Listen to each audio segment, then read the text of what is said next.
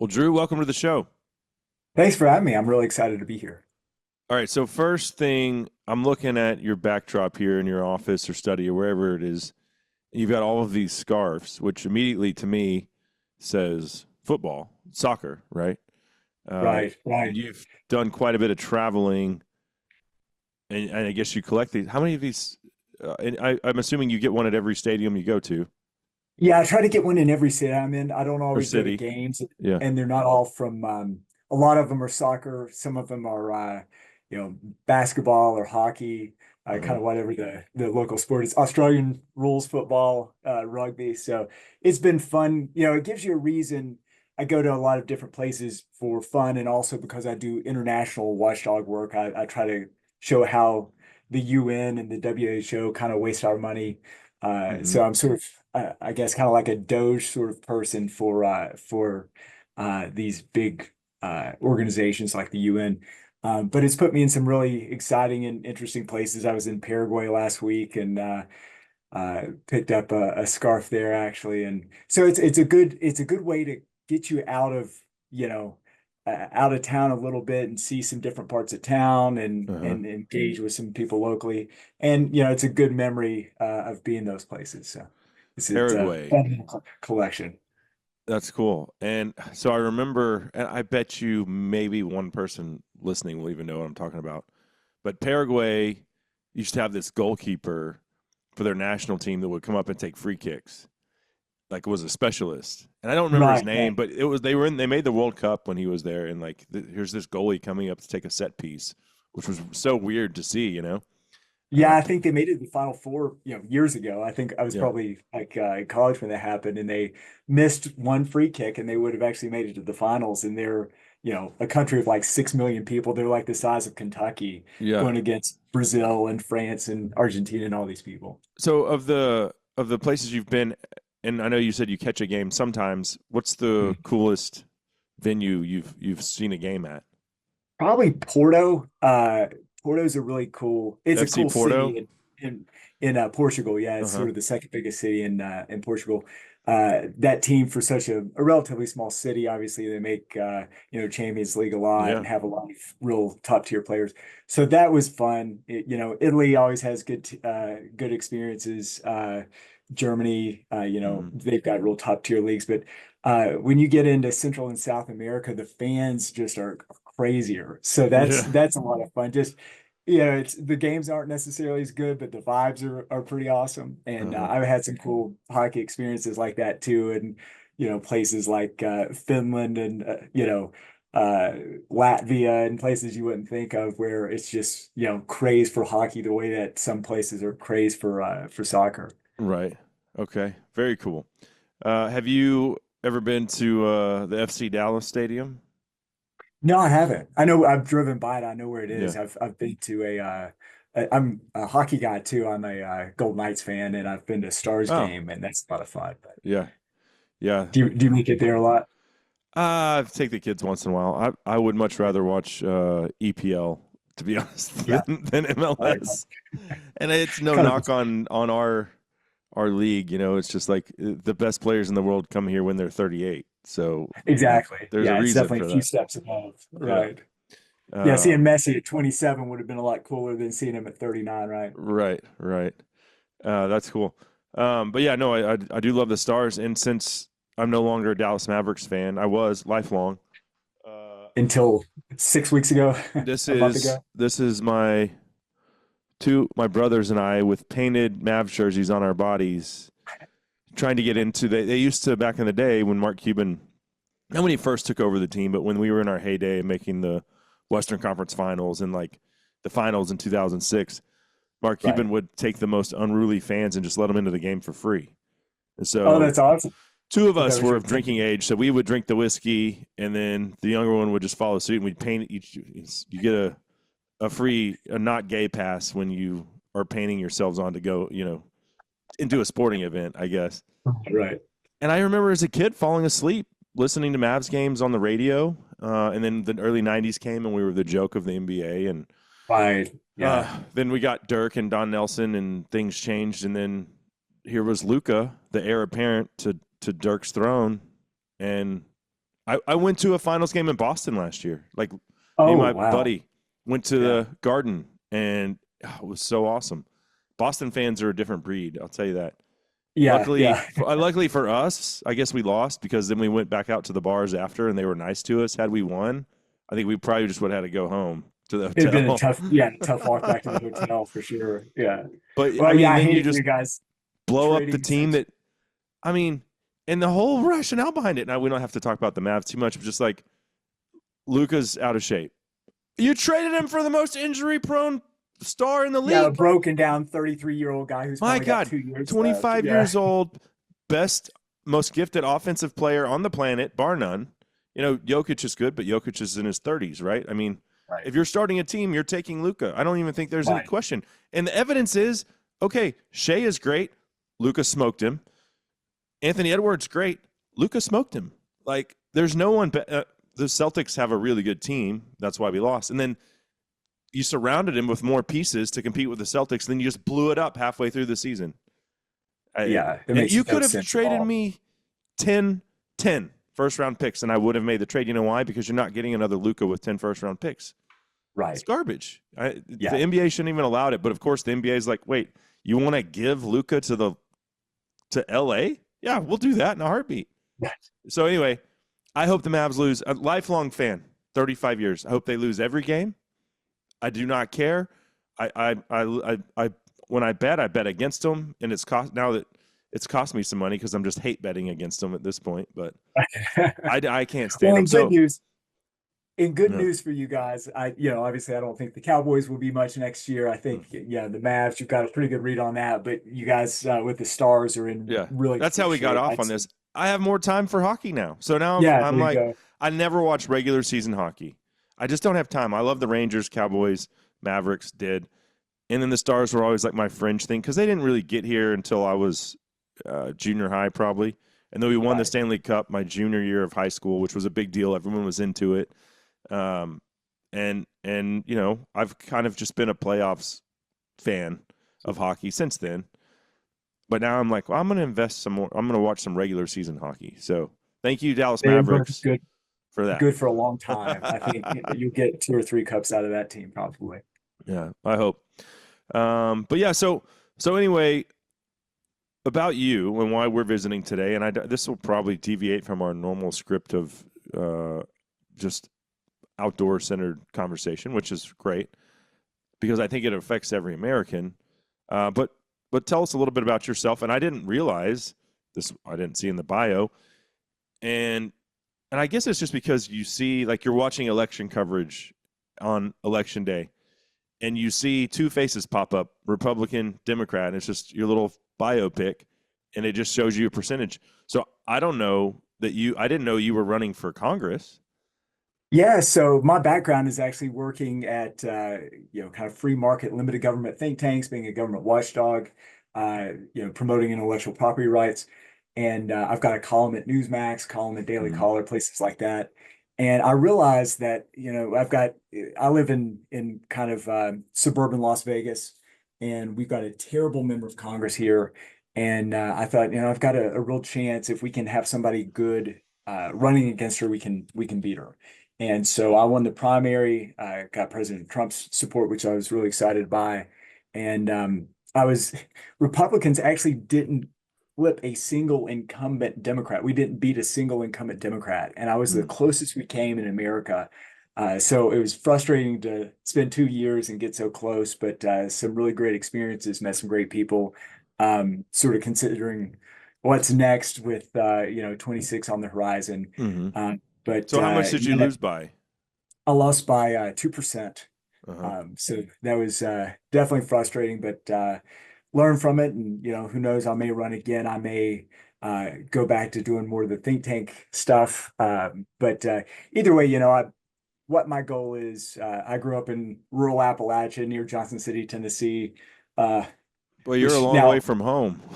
yeah, exactly. Yeah, Chippendale, obviously, is what brought me to Vegas. But yeah, just kind of fell in love with Vegas because of the outdoors here. So it's obviously a completely different vibe than kind of Smoky Mountains, East Tennessee. I grew up in such a rural area. You'll love this story. my grandmother was cooking breakfast one time, and my grandfather flips open the a window and leans out with his 12 gauge. I didn't know what he was doing, and he decided he wanted some squirrel gravy and shot a squirrel out of the tree from inside the house and brings the squirrel, pops out all the buckshot or bird shot or whatever he Uh-huh. had in there, and cooked up some squirrel gravy. So that was that's Wow. sort of my background. And then So did my you wife and do I, any hunting yourself? yeah, did some deer, some turkey. Turkey's actually pretty big where I grew up. And then as I got older, I do a lot of sport hunting now, just clays and range and that sort of stuff.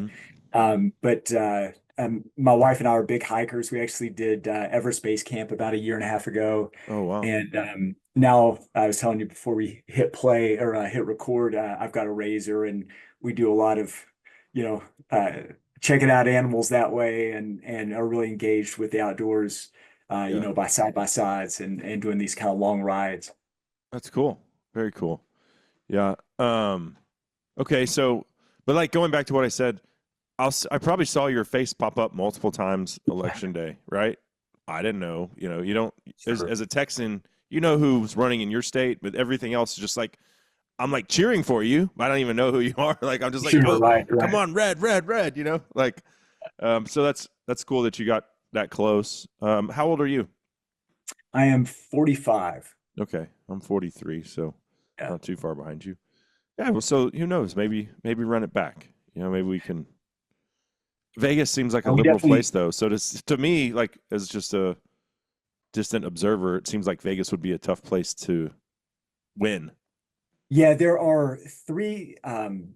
I think I know Houston's this way. I'm sure Dallas is this way too. We've got three House seats in the Vegas area. Two of them are very, very Democrat, probably won't be flipped. One of them is more competitive. Democrats have a slight advantage, but that's the one I ran in and Mm. almost won. So there's that one seat that's in play.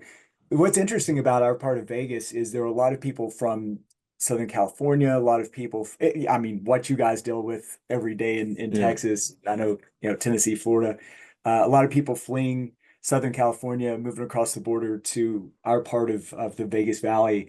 And so a lot of those people, of course, some people, you get the missionaries and the refugees, right? You get the missionaries who bring their California along with them and vote the wrong way and expect different results than what they got in California. But Yeah. we do have a lot of missionaries coming here, or a lot of refugees who are fleeing the bad decisions and the bad policies and the, I've never heard the them gun grabbing and the referred to as taxes. missionaries. That's a good way to Yeah, put it. yeah. Um, So yeah, so we my want buddy and the ref. I, we joke a lot about or discuss. So I do a political podcast as well with my elk hunting buddy. And it's just two conservative dads just kind of analyzing the state of the world. And we play a lot of clips from, Jesse Waters from NewsMax. We Sure, play a sure. lot of clips from NewsMax and from CNN, on the other side of the fence. Every time Jasmine Crockett opens her mouth, that's gold, audio gold right there. Her Right. calling uh, Byron Donalds the other day Yeah, whitewash, it's just like, exactly. but anyway, he always tries to tell me this, and he lives in a more rural part of the San Antonio area, so he doesn't see it as much. In North Texas, with our infrastructure and companies moving to Collin County, uh, there's a wave of Californians primarily, but folks from everywhere. My neighbors are from Chicago. They vote conservative. They left for that, so they're refugees, right? But I always try to tell him these people are not voting the right way, and he's like, "No, stats say that the more are refugees than missionaries." What do you think? I mean, you analyze stuff. You're a watchdog for the WHO and um, what was the other organization you said? Yeah, UN and Yeah, yeah, UN, United Nations. Yeah. So, what is yeah. your thought on that? I think you're exactly right. I mean, we've seen in my district, that the congressional district that I live in, it went from about a 6% Democratic registration advantage. We have partisan registration where you say, I'm a Democrat, I'm a Republican, I'm Uh, a Libertarian, whatever. And Democrats had a 6 point advantage. And now it's down to about 2 points. And so we're okay. seeing not just the right Californians move in, but also the nonpartisans and the Democrats who are, really frustrated because the Right. Democratic Party left them. I mean, the Democratic Party that they cared about was, safety nets and things like that. And then all of a sudden, the Democrat Party today is, men and women's sports and all these sort Hmm. of crazy extremist things and the DEI stuff that was so ridiculous. The response to COVID that you guys largely didn't have to face, thankfully, in Texas, but a lot of the cities in Texas I know did. Yeah. And I think a lot of people are just got pissed off at how the Democrats were running things. So And my buddy's right then. He's more, yeah, and where you live anyway, more refugees than missionaries. Because I'm always just like, "Hey, these people are coming here, and you know, it's like you turned your state into a dumpster fire, and now you want to come here and do the same thing to Texas. I have a shirt with my logo on the back that says "Don't California my Texas." I was just going to say there are a lot of bumper stickers, Yeah. and I knew you would have them in Oh Texas yeah. that say "Don't California my Nevada." Uh huh. Exactly. That's awesome. Because there really is this kind of libertarian Wild West vibe still in Nevada. Obviously, we've got the gambling, we've got counties that have legalized prostitution. It's not everywhere, but certainly plenty of places, and legalized marijuana, things like that. And there's a vibe that's, make your own decisions, just don't make me pay for your dumb decisions. Right. And that's one thing that really drew me, I think, going back to me being from, basically where Dolly Parton's from. Uh, there's a real, you know, live and let live sort of, I'm glad to help you, but leave me alone with your politics and your Yeah. problems and things. And yeah, I really like the small L libertarian vibe here in Vegas. So, and that used to be, and I think with some validity, that used to be like the catchphrase the left would throw at you: "Live and let live, man. Why is it affecting you?" Boy, has it gone the other way now. Yeah, Okay, absolutely. great. You want to call yourself dude? You want to call yourself a woman? Fine, you do you as an adult, not as a minor. Live Right. your life. I don't care. But Yeah. when you try to make me conform or like add volition to your mental illness, I'm out. That's your Right. life. It's not mine. I don't have to pretend. I don't have to play your fantasy game. Put I'm on a a really dress. proud, yeah, I'm a really proud husband today because my wife actually yesterday led an effort through the state's lieutenant governor here in Nevada and some female athletes to prevent men from competing in high school sports as women. Good. And I don't think, like you're saying, nobody has a problem with people doing to their own bodies what they want, especially once they're adults. Minors is a different issue, obviously, altogether. But we were having issues where uh, men, high school men were winning state championships in, 4 or 5 sports. Girls were getting hurt. You've got the locker room issues. And yeah, just yesterday, the body that oversees the high school athletics here in Nevada said, uh, biological men are biological men, no Right. matter what they do to their bodies. They're faster, they're stronger, all those things. And they voted to protect women's sports. And I'm so proud that my wife had a big part to do it with it. But Yeah, you should be proud of proud that. of that. Good for her. Yeah, I'm proud of that. We, live in a state that understands Hmm. that you've got to That protect understands women. common sense. Exactly. Right. So, That's right. we've deviated from the norm so far that like common sense is not common anymore. Yeah. But yeah, and it's also theft. Like these girls, and I have 2 daughters. They train their entire lives. They both play soccer, and they're Yeah. they're 10. No idea if they'll ever be good enough to play college soccer. Don't really care, right? They play club Right. right now. My goal is just to give them the opportunity to play in high school, and if that, if everything goes well and they get an offer, great. But these dudes are stealing scholarships from Right. from girls that have Yeah. played their entire lives, trained their entire lives, stealing state championships on the collegiate level. Leah Thomas, the whole deal. I mean, thank God for Riley Gaines and her taking that mantle and pushing that forward in the manner that she has. But yeah, it's insanity. But back to what you do. We're going to talk about intellectual property today. Some First of all, define that. Yeah, so intellectual property is basically the when an inventor comes up with an idea, it's the protection that allows them um, to make money off of their idea without somebody else stealing it. Just the idea that you own your invention, that can be protected in a court of law, that you can make money off the invention. Um, the founders put it in the Constitution. Abraham Lincoln was an inventor, and he had a lot of really great quotes about how valuable intellectual property is to encouraging people to innovate and develop. And of course, if you don't have a right to the things that you invent, then there's a lot less of a chance that you're going to spend your own time and blood, sweat, tears, spending hundreds, thousands of hours to develop something. And so that's ultimately what this is about. We've got some real threats right now in America when it comes to everything from life-saving biopharmaceutical products all the way down to a lot of the outdoor stuff that you and a lot of your listeners deal with every day. So from the camo print that's developed for certain companies to a new scope, a new rifle, a new clutch for my razor that I burn out every 3 months, whatever it is, you're not going to have those developments, those innovations, if people don't have the incentive to do it. And that incentive ultimately is making money off of what you create.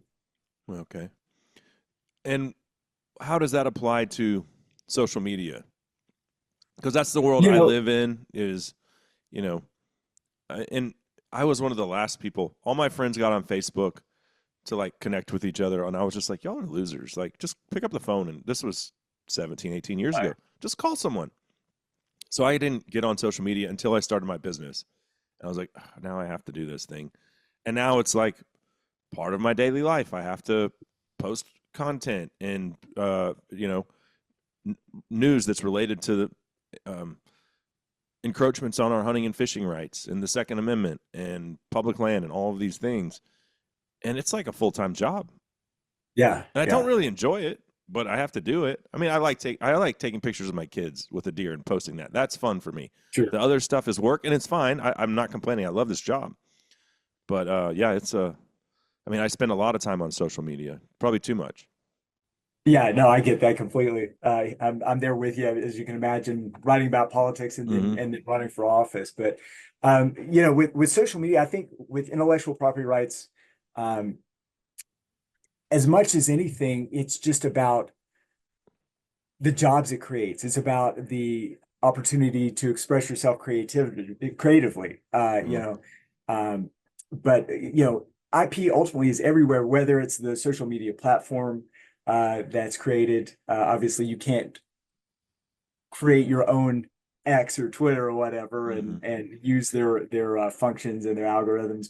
But really, I mean, you're talking about the case of China, I think, is the very best example, where they steal about $800 billion a year of our intellectual property. And when we talk about intellectual property and the theft of intellectual property, everything from the knockoff Cowboys jerseys that I know you see going into the stadium to the what we saw during COVID, where some of the things that were being developed, the WHO tried to make it so that the property rights of the people who were developing these really innovative cures and things like that, they weren't respecting them, and they were just allowing every country in the world to rip that off.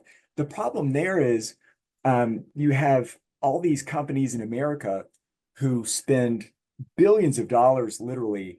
And obviously, you and I probably agree about some of the things that went down with COVID and the vaccine and things like that. Oh, you look at my shirt. I'll stand up. Oh, I love it. Yeah. Yeah. I love it. Yeah. It's a riff. It's a riff on Weekend at Bernie's for the people that are listening, and it's Pelosi and Kamala holding up a just how Joe Biden looked the last year. Exactly. He didn't have a speedball. Some of the things that Biden wanted to do was to let other countries steal our intellectual property rights. So if a pharmaceutical company, if an MD Anderson down in Houston were coming up with cures for a certain kind of cancer, a vaccine, a pill, whatever it could be that was being created, they were saying, okay, we're going to just go ahead and let other countries rip that off. And not only does that make it so that our inventors, our investors, our innovators don't get paid for the work they do, but it makes it so that these other countries get paid by ripping off these ideas. So at the sort of easiest level, I think whether you're talking about, car parts, you're talking about a new scope or a new rifle or whatever it is, or you're talking about, a new drug. The way to think about it is, you know, if you create something, it's yours. You should be able to make money off of it. It shouldn't be stolen. Just like um, Jerry Jones and the NFL shouldn't have their money taken by somebody printing fake Cowboys jerseys, Right. in China and shipping them off. But that's one issue, the trademark sort of stuff. But when you're talking about something like a drug or talking about something um, like a rifle, where people are spending millions of dollars, billions of dollars creating something new. And that thing can then be knocked off by China, by India, by Russia, by people who don't have our best interests at heart. We're the ones who are paying for it as Americans paying full price, as investors, as the innovators working on it. And then those things are stolen from us. It hurts not just us, the innovators, the people who are employed, but as taxpayers, as people who are having to buy drugs, having to buy a new scope, whatever it is, paying full price and getting ripped off by these other people. So that's where intellectual property rights at the federal level and at this sort of more international level, like we're talking about, really matter. Hmm. Just from the talking points that you guys sent over, economic impact 7.5 trillion annually to the U.S. economy. I mean, that's Yeah, 7.5 I mean, trillion. And we're letting China get their hands. It's mostly China. I mean, the other ones, okay, sure, but China's our biggest threat, our number one enemy. It's not Russia. I think I don't think Russia has the technology, just from stuff that I've become aware of, like especially militarily wise. I don't think a war with Russia. They have a lot of bodies. They don't have the technology. the Right. technology to compete with us. China does. A lot of that is because of our own doing over the last 70, 60, 70 years, outsourcing everything to China, building up their wealth. Okay, well, now we're at kind of this tipping point where it's not a cold war, but we're keeping an eye on them, and they're certainly, I think, using a lot of nefarious ways like this to keep tabs on us, weaken us. TikTok obviously is a big part of that. What Chinese kids see on TikTok is not what our American kids are allowed to see. Right. No, that's exactly right. And China, the big problem there, you hear like there was a Chinese version of ChatGPT or Grok that came out probably about Christmas, and everybody was talking about, oh my gosh, they built it for, you know, uh, tens of millions of dollars, and our ChatGPT or our Grok cost, tens of billions, hundreds of millions of dollars to develop. Why the hell do you think they were able to build it for $10 million? Because they ripped off the back-end technology of ChatGPT and these other AI sources that we have and just replicated it. It's not like they had people, working down at the lab creating this stuff Uh, for pennies on the dollar. It's they stole our stuff and then put their own name on it and then sold it back to us. And that's, one of the big problems is going back to pharmaceuticals and tech in the healthcare world. And it's not the area I like to play in the most is sort of uh, technology with computers and phones and cars and things like that. I'm a big CES, the Consumer Electronics show is here in Vegas, and that's what really gets me excited. But with pharmaceuticals, I mean, it takes $1 billion right now, about $1.3 billion to get a drug to market. And so you've got all this time, all this money invested. You've got to be able to make you've got to be able to make all that money back in order to just do the next drug. And so if you have, somebody from China coming in and stealing that intellectual property, then you're making it so that there's no incentive for people, next year, 10 years from now, to come up with a cure for, Alzheimer's or ALS or cancer or whatever it is. And as a result of the Chinese stealing our intellectual property when it comes to pharmaceuticals, biotech, we're going to have shorter lives. We're going to have people die of things that we should be able to cure. And that's one of the real tragedies is, obviously I think there's a lot of negativity right now about pharmaceutical companies post-COVID, after some of the, from our side of the aisle, some of the donations that they I give should have worn a and different shirt. I have one no, that no, says, no. I have one with Fauci's face on it and says Oh, tar and feathered tyrants. yeah, I thought you were going to talk about Pelosi's very well placed stock Oh yeah, transactions yeah, yeah, in exactly. We certain have one in Texas too. Eye Patch McCain, who, right. yeah, I had him on my show one time, and that was kind of when he was first.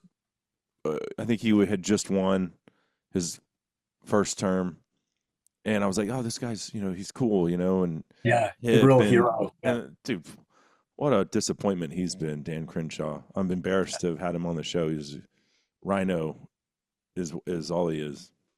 Yeah, he's made a few votes, a few dollars from some stock transactions, and then also some frustrating votes too. So But I get he that. also acts like a child on social media, and will I think you need to hold yourself to a higher standard than being combative. Not saying don't have a conversation with people, but just immature is what it just reeks of. Like I look at his tweets sometimes, like what a loser. Like Yeah, I honestly thought that he'd get in and he'd be, the next senator from yeah, from Texas I think after we all Cornyn had those retires or hopes whatever. for him, Yeah, but it's not going to work out, I don't think. no, no.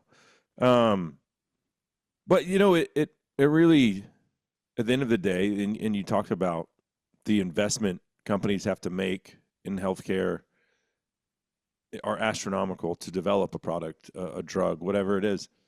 It decentivizes those companies from making that investment, and therefore you become stagnant as far as trying to develop new cures. That's not a good thing for anybody. No, I mean, obviously we want innovators to come and make it so that we don't die from what Granny died of when Granny Mm-hmm. died from it.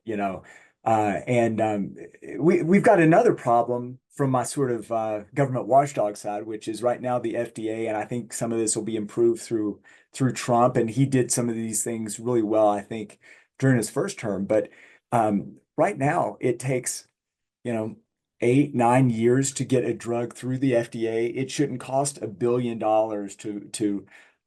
to get a drug to the market. And there are ways that the FDA can take out some of the red tape and things that are really slowing down the process to drive costs down and make things a little bit more competitive in that realm, because it shouldn't be where you know where there's such a cost that so many other you know, that China and other countries, other companies are more interested in stealing products rather than developing their own. And the reason that is because it's just such a pain in the ass to bring something to market. You Mm-hmm. can't, it's so hard to make money. It's such a gamble that there's this real disincentive for people to do that. And that's on the back of the FDA. That's a lot of that's their problem. But we are walking a fine line as someone who didn't take the vaccine, and was very opposed to. If you wanted to take it, great, right? But Right. being forced to take it, like I draw the line there. And Yeah. we know that we created more billionaires during COVID. I forget what the stat was, but it like more than quadrupled. All these billionaires just popped up that had investments in these companies. Companies are in cahoots with the government to try to make everyone. The government's buying them by the millions. Vaccines. Okay, I think we all have a problem with that. And that was a drug that was those mRNA vaccines were rushed to market. Okay, and I understand we're in an unprecedented time in history, in modern history, but I think I don't want it just because it's cheaper. Like say when we drive the innovation and Trump can help make these more cost effective, but I don't want to see it like pushed through without adequate trials and stuff like Yeah, that. absolutely. Uh, Yeah, I think there's a there's a real path for still being able to do the trials that are necessary to ensure that people are are safe, and some of the just bureaucratic BS that goes on. And that's one thing I think having RFK Jr. as the Secretary of Health will really he's very aware of some of the health risk involved with certain things, but he's also aware of the benefits that innovation and technology can bring. So I think between Trump and Kennedy, we're in a pretty good space as far as getting rid of some of the red tape. Congress is another issue. Congress has a few things that they could do to really improve things. One is speaking about artificial intelligence and some of the biotech things and some of the more innovative things. Right now, it's really hard because of some Supreme Court decisions to retain property rights, to retain your intellectual property rights. And so there's it's called the Patent Eligibility Reform Act that's in Congress right now. That's one of the things that, for example, could make sure that the people who are developing these really innovative, expensive things could be taken care of. There are examples going back through history where government would actually march in and take away people's patent because they said, oh, it's for the best interest of the country. And so we've got a lot of those things that happened during COVID. They happened a lot during World War II so that people could get parts for planes and tanks and things. And the government sort of kept that and expanded it, and it wasn't really meant for some of the things that government uses it for. And so addressing some of those issues, especially post-COVID, where people lost their intellectual property rights because government sort of said, we need that more than you need it. And they're like, well, I just spent 7 years of my life and $10 million creating this thing. I could probably use it too. And they're like, no, we'll take it. Oh, an interesting example of this actually is going back years, if you received any money, if you worked for, let's say, a university and got any federal grants, then the federal government would have a control over your patent. And the best example of this, and you'll when I start telling the story, you'll remember it.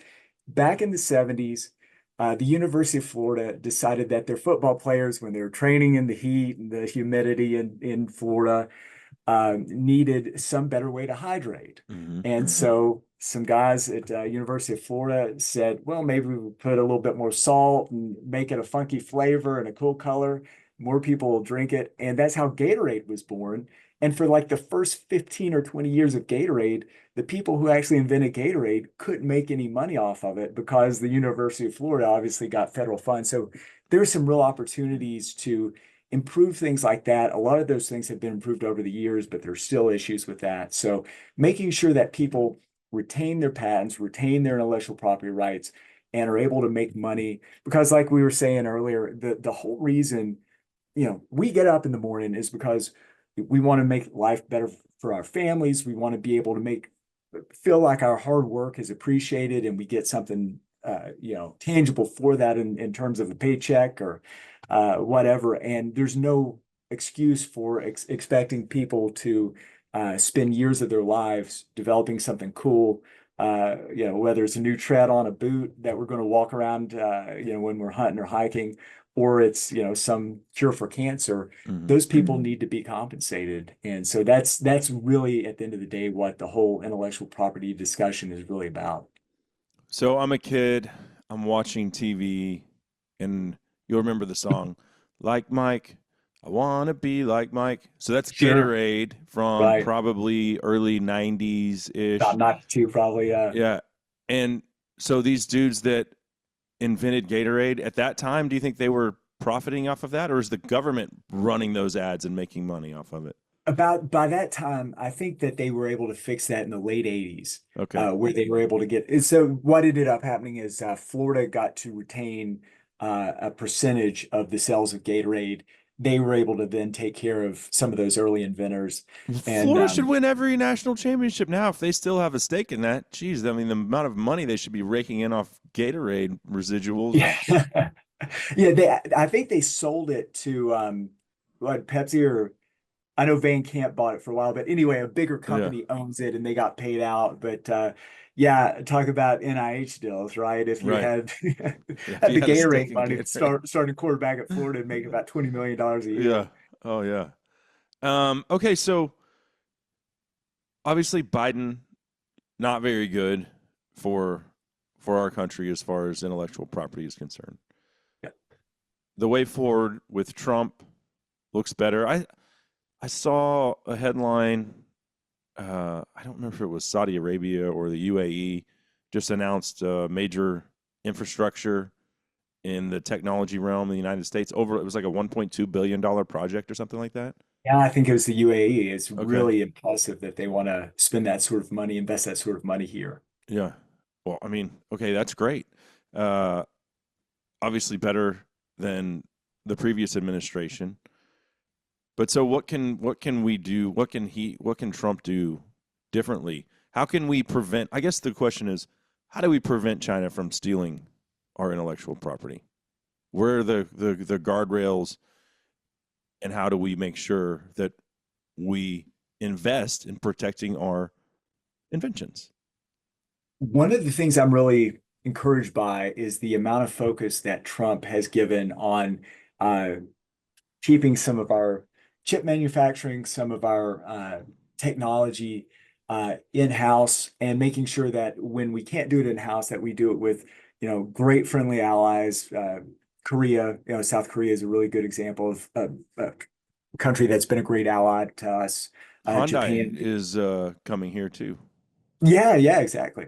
Uh-huh. And so they have a similar incentive to make sure that China doesn't steal their stuff. And that's a lot of what we've got to do is uh, if we can make more here, then great.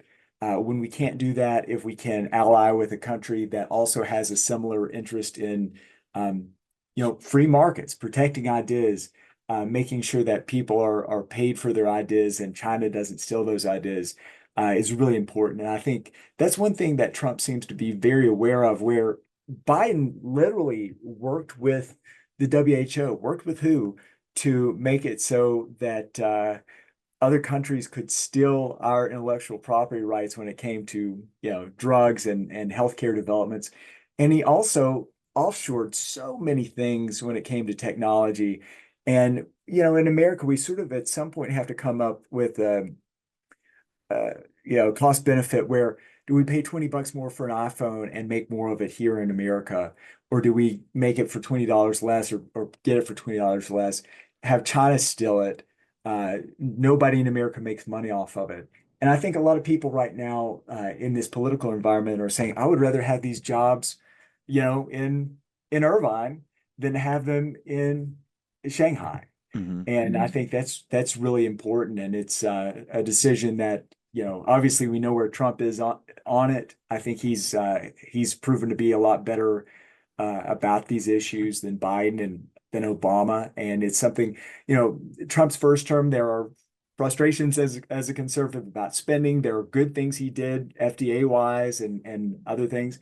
And it seems like he's sort of hitting on all cylinders right now. Mm-hmm. I'm really impressed with what he's done as a government watchdog with Doge. I love a lot of that.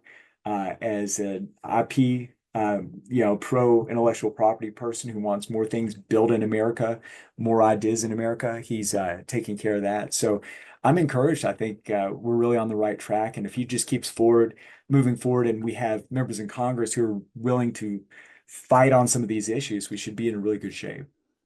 Well, I mean, at the end of the day, you can't just keep consuming as a nation. You have to be producing too. And it's like we've been the consumer for so long. And, maybe like, I don't know what decade it would have been where there was a time in history where we were making the cheap toys and exporting them, and everyone was like, oh, US products are garbage. And then it flipped and we became very wealthy. And then we're consuming Chinese, uh, Mexico, name the country, third world country, and we're like, well, those products are garbage, but they're cheap, so we're going to buy them. But And you can't.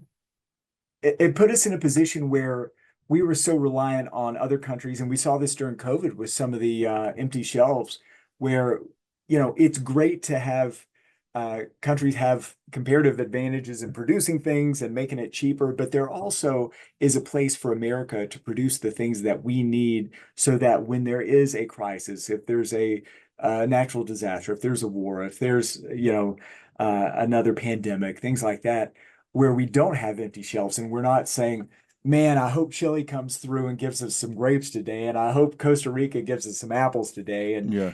we've got to be able to take care of ourselves as far as our basic needs, and also some of those higher level goods. And I think again, I think Trump's on the right path with a lot of that. Well, and I also think he has, which is weird because he should feel and is more empowered than ever, right? He's been given a mandate, won every swing state, massive election victory.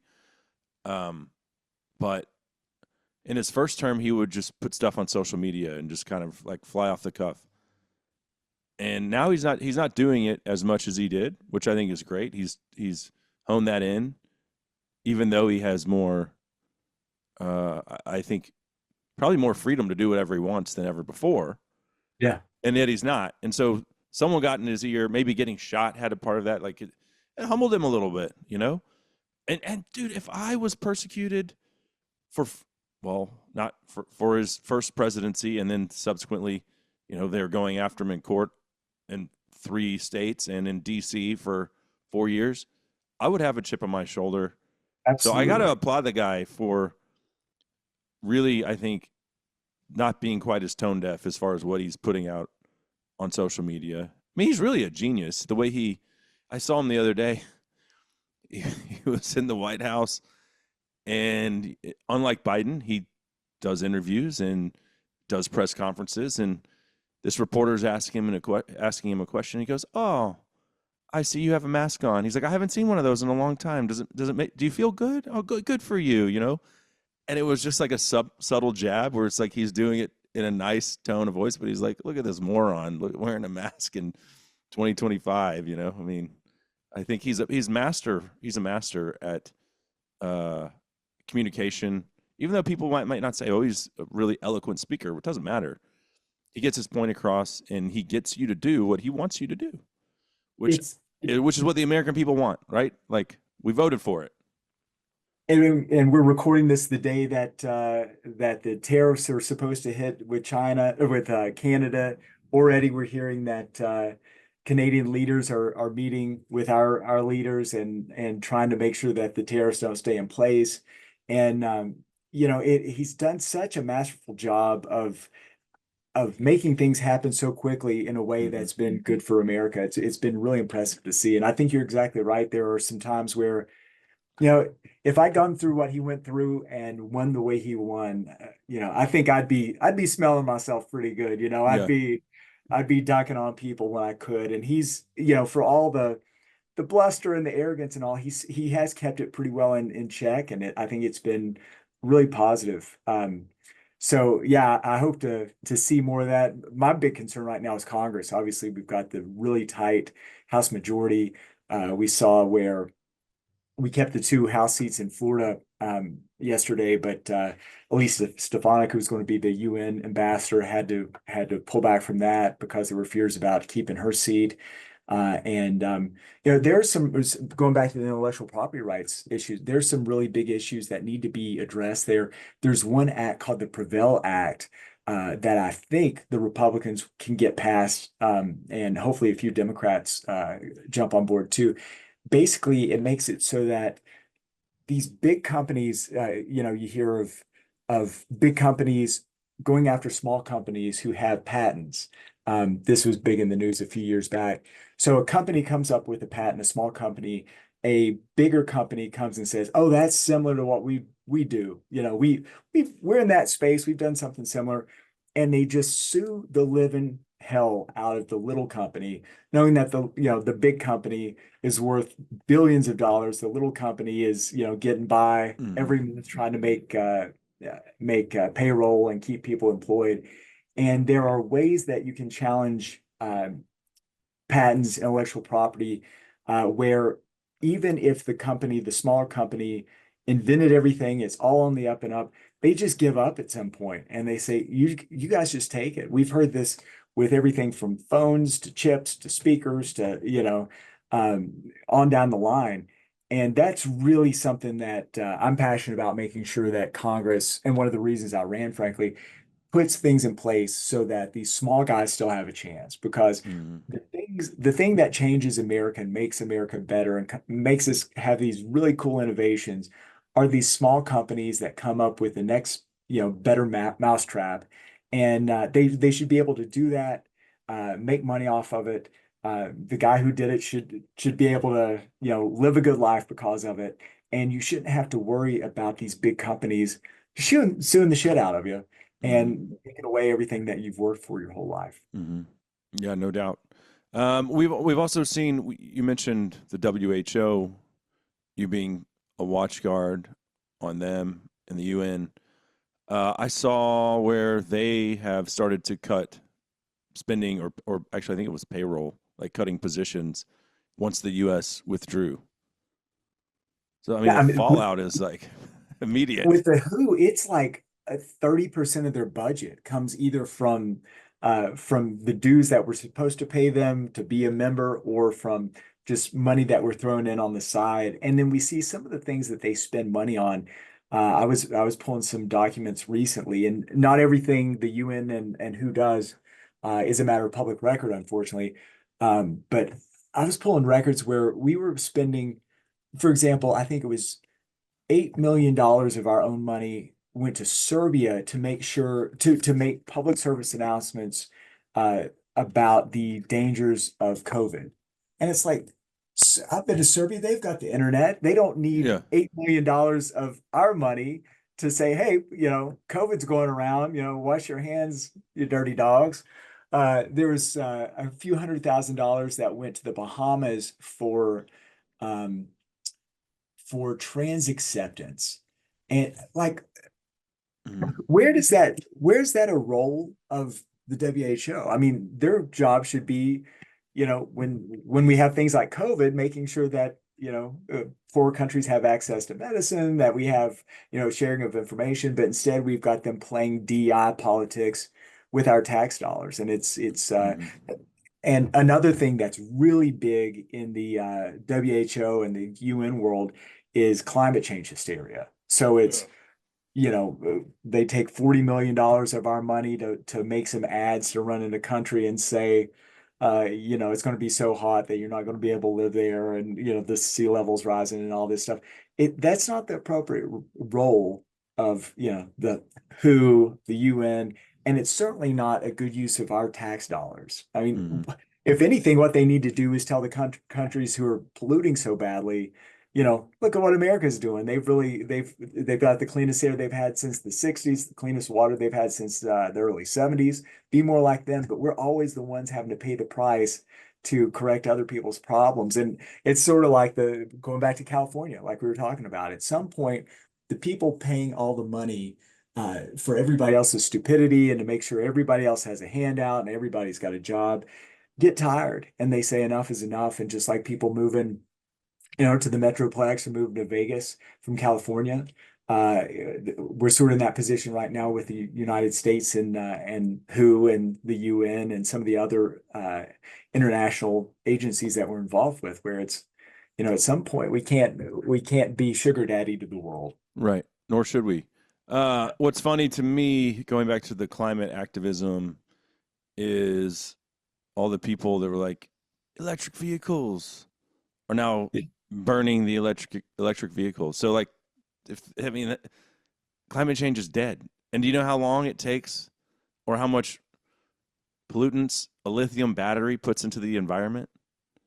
Oh, it's unreal. Yeah, It's insane. And they're like, yeah, let's pollute the environment. Let's burn all the Teslas. I mean, and then the ones that are keying Teslas, like, you're keying another Democrat's car. Like, right, exactly. like what's so funny? And then One of big my oil execs are like, yeah, keep keying them, like. Exactly. One of my favorite things I ever did, and I did this when I was 26, 27 years old, but you'll remember when Al Gore won his Academy Award for an inconvenient truth. Hmm. And that night he went up on stage and he said, everybody should ride a bike to work and put your clothes out rather than drying them. You should put them on a clothesline like your great grandmother used to have, and all this sort of stuff. And I lived in Nashville at the time. I was running. And I started Tennessee's version of the Texas Public Policy Foundation. So I was Brooke Rollins and I have been friends for years, who obviously now is the Secretary of Agriculture, back when she was running the think tank there in Texas. And I lived about 3 miles from Al Gore, completely different world. Obviously he was in Hmm. a bazillion-dollar mansion. But I said, I know that bastard doesn't ride his bike into the office, and I know that he doesn't hang his clothes out on a line. And so I did some open records requests and was able to find that Al Gore used 20 times more electricity at his house than the average American. So if you remember that story about what a hypocrite he was, that's something I was able to do with some of my watchdog work. And I'm still really proud of that, because I think it kept him from being president. I think he probably would have run for president when Obama did, and I don't know if he would have been any better or any worse, really, than Obama. But certainly people need to know that so much of the climate hysteria is actually driven by people's financial interest. I mean, Uh-huh. whether it's people who've invested in solar panels saying, hey, we've got to get off of, natural gas powered energy, or we've got to, make these changes. There's always, you just follow the money. It's always there. It's always frustrating. There's always some huckster like Al Gore behind it all. Hmm. Yeah, no doubt. Or John Kerry, wasn't he the climate czar? And then he's flying around on his Exactly. wife's family's private jet. Private jet. He Exactly. justifies it because, well, I'm doing important work, polluting the earth, Right. you know? And Leonardo DiCaprio, and the list Yeah. goes on and on. Yeah. And it's always, good for thee, but not for me. I've got the money to be a big baller and fly in a private jet. You guys don't, but uh, you guys don't get to buy a new gas powered car. You've got to buy an Mhm. electric car. You guys have to turn off your lights and live like you're Amish or whatever. And they would Yeah. never do. Yeah. Oh, and Taylor Swift's, her last Eras tour, I forget how many flights she took on a private jet, but one flight I read, somebody that's way smarter than myself calculated the amount of emissions one flight would put into the environment. Like just one flight on her plane. I think it was like a 2 hour flight. More than you or I would create in our entire lifetime. Unbelievable. One flight. Yeah. So who knows how many hundreds upon hundreds of thousands of miles we've driven, right? It doesn't even compare to one jet flight. Man, you got to go see Travis Kelce catch 3 balls for 17 yards and no touchdowns. Oh, yeah, not a fan. Not a fan. I was I did, and I hate the Eagles as a lifelong Cowboys fan, but I definitely bet on the Eagles to win the Super Bowl. I was like, the Chiefs have won every game by like a field goal, or they block a kick here, or they get a BS call. I was like, they're good, but their record is not what. They're Right. 3 or 4 They're not plays away winning. from being barely above 500. So Right. yeah, but yeah, I hated to cheer for the Eagles, but I had seen enough of the Taylor Swift, Travis Kelce saga Yeah. being crammed down our throats as a society. So I never anyway, really knew what a skybox looked like the inside workings. I've been like in a college game, I've been in a box or a suite, but now I feel like I know where the bathroom, where the light switch is yeah, at Arrowhead Stadium's suites now, because we see so much of her zoomed in. yeah. I hope it's a lasting relationship. They have lots of children and are multiply and prosper. Whatever, just go away. All right. Well, I think we're probably about out of time here. If you want to just tell folks where they can follow along, I know you've got the NewsMax column. You're active on social media? Yeah, you can check me out at Drew for Nevada. That's all my social media. So it's just my name, DREWFOR, and Nevada, all spelled out. Check me out there, and Newsmax and Town Hall. I write there a lot. Just go there and put Drew Johnson in the little bar and the little search bar, and it'll come up. And I write a lot about both intellectual property rights and write a lot about how government wastes your hard-earned dollars. Those are kind of my two favorite topics. And yeah, I'd love to have all your listeners come and check me out there. Awesome. Well, as far as wasting dollars, we are making progress. So we'll keep cutting the fat. Doing a good job. Well, Drew, thanks again, man. It was nice getting to visit with you.